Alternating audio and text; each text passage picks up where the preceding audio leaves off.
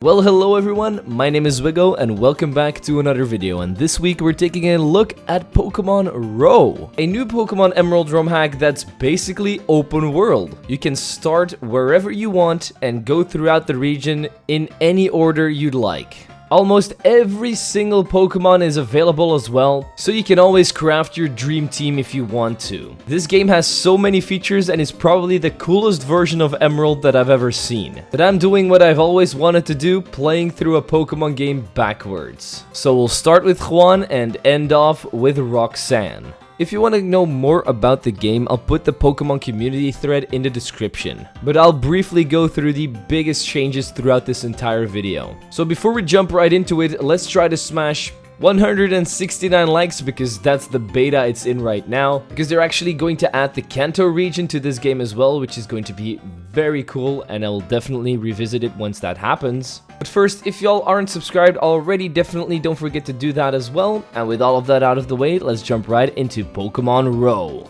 but it's backwards.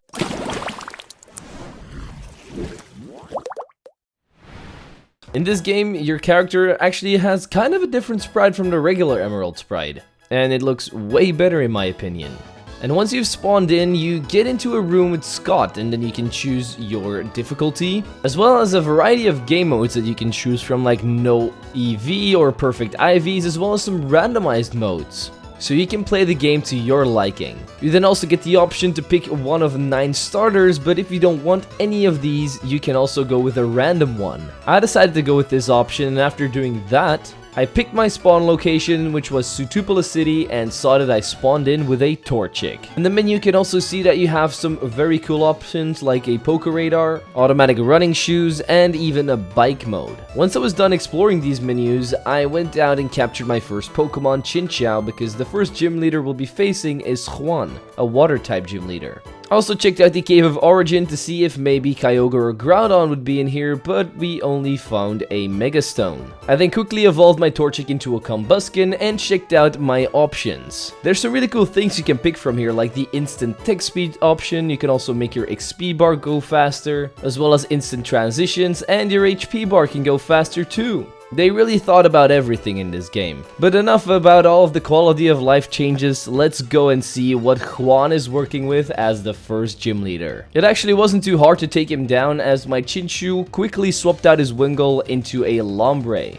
I then forced the switch into Combusken on my side and Brick Breaked him twice to take him out. His ace is now not a Kingdra but a Horsey. So after we punch it in the face again, we take it out, then our Combusken goes down to the next Pokemon Wingull, and we bring out Chinchou again to take it out with Electro Ball, getting ourselves our first gym badge from normally the hardest gym leader in the region. I then went to the Pokemon Center and saw that there is a new lady here where you can do nickname changes, teach new moves, forget moves, you can even Wonder Trade and change your appearance here. So if you want to do a Wonder Lock, even that's available. I then went surfing on the sea and found a godlike creature, and I just had to add it to the team. On my way to Pacifilock Town, I went and took a look at the Sky Pillar, but this guy wouldn't let me in. I guess Rayquaza is still in a deep sleep over there at the top. There wasn't much to do in Pacifilock City, so I went to Moss Deep City instead and found this game corner thing, where you can normally play the Doduo berry picking game, but sadly enough it's not available.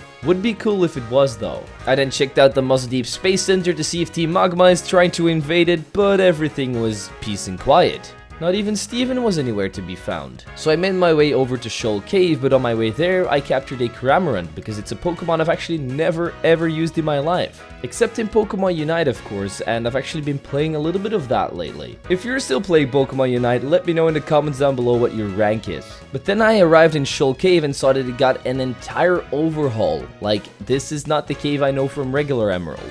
There's lots of new items and zones, so definitely check it out if you decide to play this game.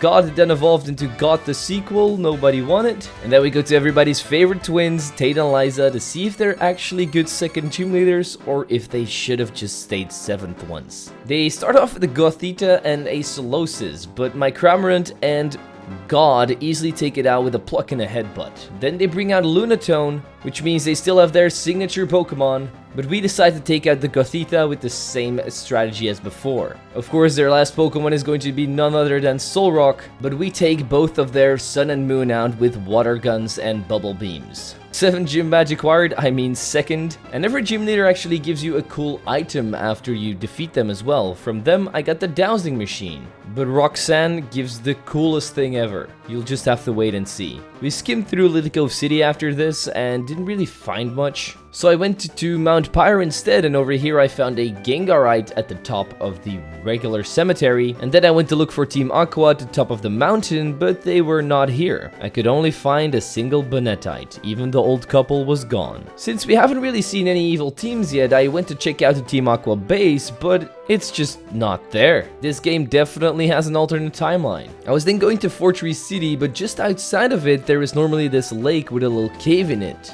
So I went to check that out as well. Once again found a Pokeball, but also an entire new area filled with fire types. This is where I found Turtonator, our next team member. Sadly enough, at the end of the cave I found this hole that I just couldn't get to, so there really wasn't much down there. Since the next gym leader we're taking on is Winona, I might as well evolve my Chinchou into Lantern to give our team some extra juice. I first had to check out the Weather Institute to see if we can still get this useless Pokemon here, and it's still here. Time to yeet it in my PC and never use it. And then go back to Fortree City to take on Winona. Her team was pretty much a pushover as my Banjo incinerated Doduo, and Sigilyph, Murkrow, and even her ace Pokemon Swablu fell to my Lantern's Electro Balls. If only she had that Altaria with Earthquake, this would have been a very different fight. Feather Badge acquired as well as the Good Rod. Before we go to our next destination, let me know in the comments down below, what region would you turn into an open world game? I would probably do Hard Gold, Soul Silver just because you can get 2 regions in one, so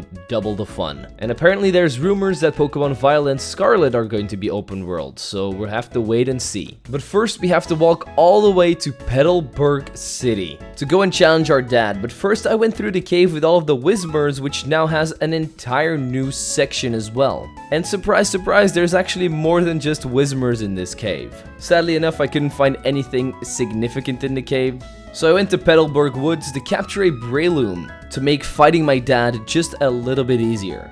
For the first 2 Pokemon, Herdier and Drampa, I didn't even need our new Breloom. I just used Combusken, set up some bulk ups, and punched them in the face with Brick Break. I do think that Drampa is a very underrated Pokemon, and it's cool to see it getting some love here. His Staravia luckily hasn't turned into a Staraptor yet, but it still gave my Combusken some trouble, so I swapped out into Lantern and took it out with Electro Ball again. He also doesn't even have his signature Slacking yet, it's just a Vigoroth now, which is really cool to see. So Lantern actually had no problem taking it down with some Bubble Beams, but then Ambipom took me out, and Mushy came in and took Ambipom out with a Brick Break. It's really cool to see that the farther you get into the game, the more advanced their teams are, and it's going to get crazy insane at the end. I can already tell. We also now have a Blaziken, but with this Blaziken, I went to the museum to see if Archie's may be over here somewhere. But nope, nowhere to be seen, except this one lonely Team Aqua grunt that gives me the Thief TM. So Team Aqua and Team Magma are in this game, they just aren't wreaking havoc on the region yet. The next gym leader we have to take on is Flannery, so on my way there I went to take a look at New Mauville. There's not a lot here, I can't even turn off or turn on the generator at the end, but there is a Thunderstone and another Megastone. And it's of course still full of electric types, so I captured myself a Toxel and immediately evolved it into Toxtricity. As I made my way through the fiery path and the ashy route to finally reach Meteor Falls, and over here there is a lot of cool stuff like a Duraludon which I added to the team.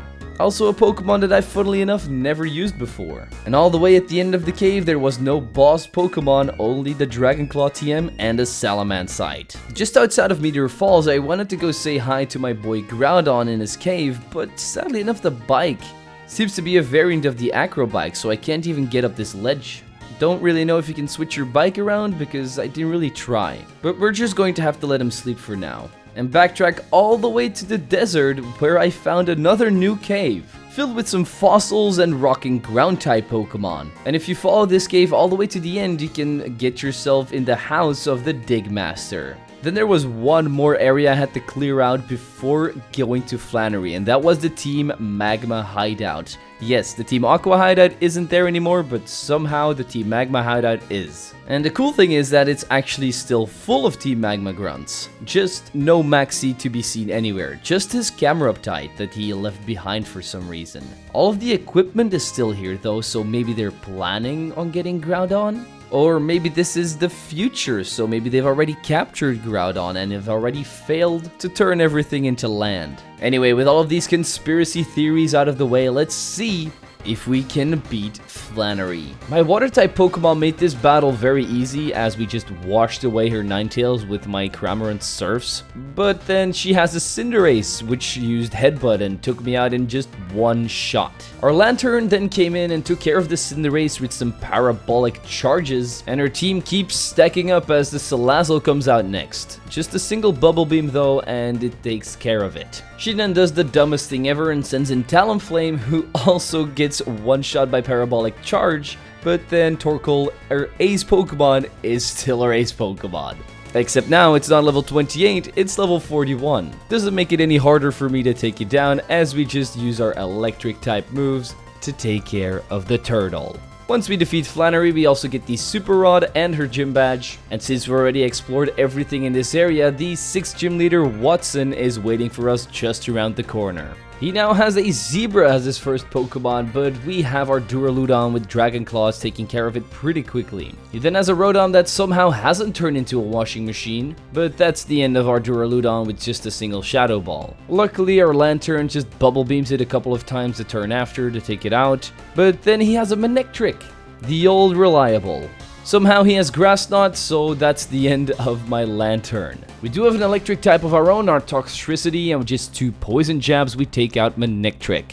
He then has everybody's favorite Generation 4 Pokemon, Luxray the Big Cat. He somehow kills me with 2 crunches, and my Boom Bursts are just shy of taking it out. Luckily, 2 of our Breloom's Mach Punches take care of the big Thunder Cat, and then Electivire counters back with an Ice Punch to take me out as well. We still have our biggest boy in the bag, Blaziken, and we can Blaze Kick this thing as well as his final Pokemon Electrode to both one-shot them and win our 6th gym badge from Watson. And he also gives me a Lucky Egg, so now all of my Pokemon can get even more XP. But there's actually a level cap system in this game that I didn't tell you about already. I can level up my Pokemon as far as I want, but if they exceed the next gym leader's highest Pokemon's level, they don't get any stats anymore. So it's kind of the same as them just staying at level 50 even if they're level 80. So that's pretty cool. I then went to Dewford Town and checked if Steven was in the cave to go and deliver his letter. But I only found a Steelix site, so maybe Brock took his place? Not much more was added here, so I just went straight to Brawly after. He now has a Hothead as his first Pokemon, Primeape. So we Drill Peck it with our Cramorant and one-shot it. Hariyama is a little bit bulkier, but still just takes 2 to take out. But we also get hit with a Rock Tomb, which did a lot of damage. My Drill Peck barely does anything on Beware, and he's easily able to take me out. My Lantern is unable to take down the Beware with some parabolic charges without it being able to hug me, because apparently if Beware hugs someone, they instantly die. Heracross takes down my Lantern with 2 more close combats, but I'm also able to hit 1 more of those parabolic charges. He does also have Moxie, which is very scary, but somehow we managed to survive a hit on Toxtricity and counter back with an Overdrive to take down this big oversized beetle.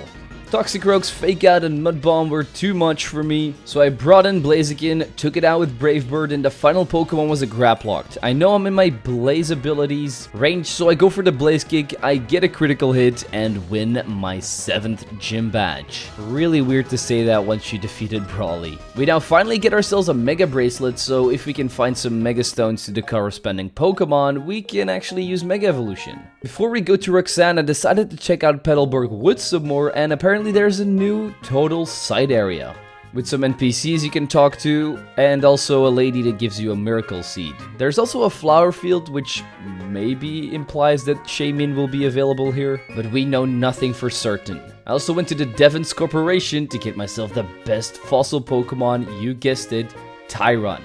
Let me know what your favorite fossil Pokemon is. I mean, look at Tyrantrum. It's just so cool in my opinion. And its shiny is even better. The gym was right next door, so that's where we headed next. Let's see what Roxanne has in store for us. She's definitely worthy of the 8th gym leader spot because she starts off with a Gigalith that sets up a sandstorm. My Blaziken does somehow take care of it with 2 Brick Breaks, and then my Lantern comes in as she brings in Archeops. I blast that thing out of the sky with my Parabolic Charge, and she sends out a level 64 Aggron. I think I'm a bit under-leveled here. As it turns out, Probopass is not our ace anymore because this Aggron evolves into Mega Aggron, losing the rock typing, so technically she's using a Pokemon that she can't use. My Toxtricity is then able to hit 1 Overdrive and do quite a lot of damage, but an Earthquake takes me out again. Blaziken can then Brick Break it to finally take it out, but Kabutops comes in, Stone Edges me, and Blaziken is no more. My Breloom luckily has Spore to put the Kabutops to sleep, and then hits it with a Seed Bomb to finish it off. Our Nosepass has now turned into a Probopass, but we can still just use 1 Sky Uppercut, and the big nose man is out of here. I also do a lot of damage with Sky Uppercut and Seed Bomb on the next Pokemon Crustle, but it has Poison Jab, so I am dead. I then just Drill Peck it once with Cramorant, and that is the final gym leader defeated. Roxanne gives us our gym badge, and we also get the shiny charm. And funnily enough, a little bit later, I will find a shiny. Guess in the comments down below what it will be. But first, I went to my hometown and said hello to my mother, who just said, "Have you said hello to Professor Birch yet?" And we actually haven't. So we go to his lab, but he doesn't have much to say. He just says, "How's your Pokedex doing?" Not too well, Professor, not too well. And since we've checked everything else out in the region already, I went to Victory Road, where I found out that I could make my Pokemon follow me. Which would have been cool to see throughout the entire game, but hey, still cool to see it at the end, I guess. And for some reason, Wally is also in this game, and we're going to have to battle him if we want to get to the Pokemon League. Let's see if he still has his same team of Pokemon Emerald. Well, as the battle starts out, it's already really different because it's a double battle, and he has a Talonflame. Toxtricity and Cramorant can take out Roserade and Talonflame with Overdrive and Drill Pecks, but the battle doesn't get easier after this, as they bring out Garchomp and Magnezone. I go for Boom Burst and Hydro Pumps on the Garchomp until it finally falls, but they also manage to take out my Cramorant, as well as Toxtricity with a Thunderbolt. He also doesn't have a Gardevoir, he now has a Gallade, and I send out my 2 Dragon types, Duraludon and my newly captured Hydreigon, which I found in Victory Road. The Gallade Mega Evolves and instantly takes out Duraludon, but Hydreigon counters back with an Outrage, also one-shotting it. He brings out Azumarill, I bring out my Breloom, I go for the Seed Bomb, it survives, but my Effect Spore kicks in, which means that this Azumarill is now poisoned and goes down at the end of the turn. I then bring in Blaziken to take out the Magnezone with a single Brick Break and defeat Wally. At the end of the battle, my Blaziken is standing in Wally, so I guess I'll give them some alone time while I head through Victory Road. Once we went through the entirety of it, I finally reached the end, the Pokemon League. And I thought that it would be cool to just Wonder Trade my entire team away and get a full new one. So to switch it up, we now have a new Fire-type starter in Cyndaquil, which I evolved into Typhlosion. We also get ourselves a Musharna, a really nice bulky Pokemon. Graplocked, our physical attacker and physical defensive tank. Heliolisk, a fast special attacker. Yanmega, another pretty fast special attacker. And last but not least, Clefable, a special defensive tank, but it also can hit very, very hard. Now, the league in this game is actually very hard, so I went around, grabbed all of the iv'e items, and started to train up my Pokemon on routes to give them max speed, max special attack, max attack, anything they might need. And to grind them up, I went to Victory Road and fought a bunch of Blissies there that give Lucky X as well, so grinding is not too hard. And while I was defeating all of these Chanseys and Blissies, I finally found a shiny Blissey. I decided not to add it to the team because everybody's already up to snuff, and so I went to challenge my first Elite Four member, Sydney. He definitely lives up to his name as Dark-type Elite Four member, as he starts off with a Crocodile and a Hydreigon. I Moonblast both of their Pokemon, and Hydreigon goes down, but Crocodile survives on his Focus Sash. Both of my Pokemon also got hit really hard, but managed to survive. We then see his trusty Absol come out, and we already know it's going to be a Mega Evolved one, so I decided to just heal up my Clefable with a full restore here. I then proceeded to take it out with a Moonblast, while Crocodile was still alive. He then has an Ash Greninja on the team as well, who takes out my Clefable. So I bring in Heliolisk the next turn, and as I heal up Musharna with another full restore, it gets taken out by a Dark Pulse. I do manage to take out this Greninja with Thunderbolt, and Heliolisk also survives a Crunch. Honchkrow is next on the list, and I bring out Graplocked as well. I immediately take out the Honchkrow with a Thunderbolt, but the Crocodile's Earthquake also take out my Pokemon.